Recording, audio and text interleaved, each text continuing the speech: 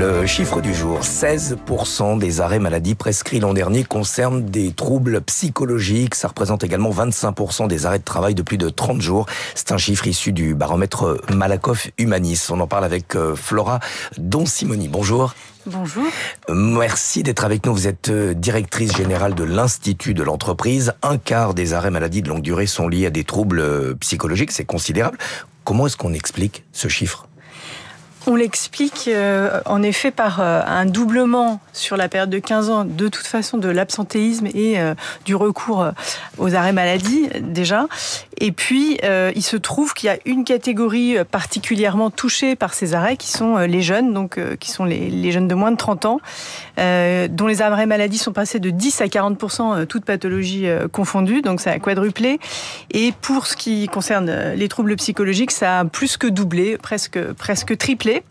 Voilà, donc c'est ça qui dénote.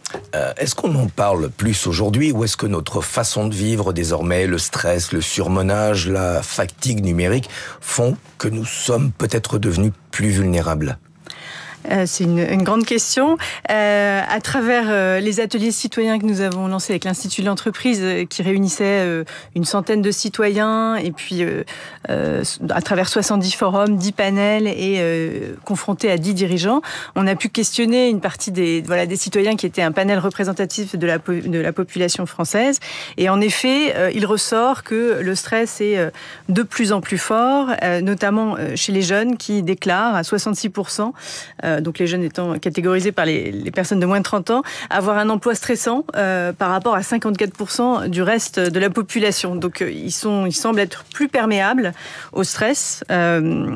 Et donc, on peut s'interroger sur les raisons de cette perméabilité, mais elles sont diverses. Alors, la question du télétravail, c'est intéressant, c'est quelque chose d'ambivalent puisqu'il est à la fois plébiscité par les salariés, mais il est aussi source d'isolement et donc il peut générer une forme de mal-être. Tout à fait.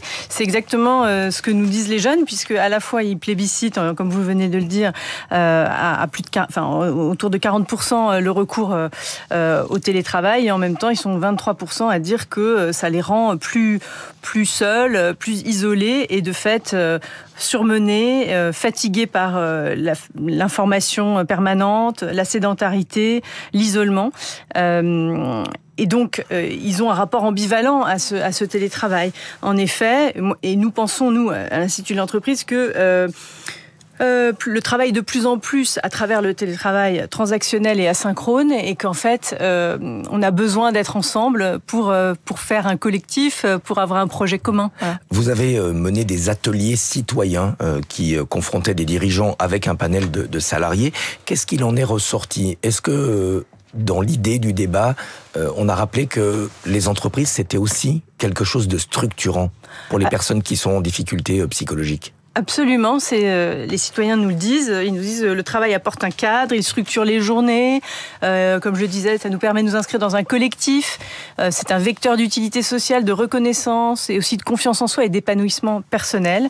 Mais néanmoins, ils posent des limites à cela et donc des prérequis. Et ils disent que tout cela n'est possible que lorsque les objectifs attendus sont clairs, que la planification de la charge de travail est bien faite et que le management est bienveillant. Mot, en effet, un peu mot à la mode, mais néanmoins qui signifie que le management fait confiance, considère les salariés, reconnaît le travail, respecte l'équilibre vie professionnelle et vie personnelle.